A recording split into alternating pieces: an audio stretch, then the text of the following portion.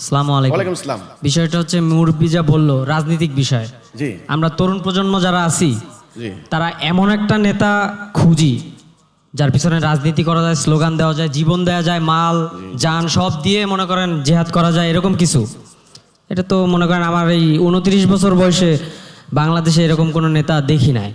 কিন্তু আপনার কণ্ঠে যে আওয়াজ আমরা দেখতেছি, যে এই বিদ্রোহ আমরা দেখতেছি, আমরা নেতা হিসেবে আপনাকে মাঠে চাই।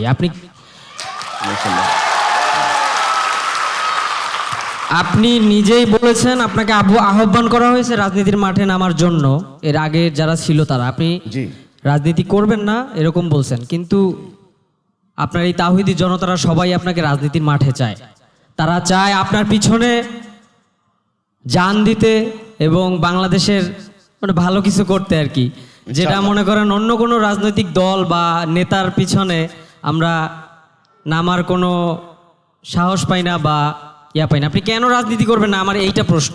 আচ্ছা, আপনাকে অসংখ্য ধন্যবাদ। প্রথম কথা হচ্ছে, আমি প্রচলিত যে রাজনৈতিক সিস্টেম, এই সিস্টেমে আল্লাহর দিন প্রতিষ্ঠা হবে না। এই সিস্টেমটা আমরা একটা সংগ্রাম, জিহাদ 5 দফার উপর ভিত্তি করে আমরা সেই সংগ্রামটা করছি।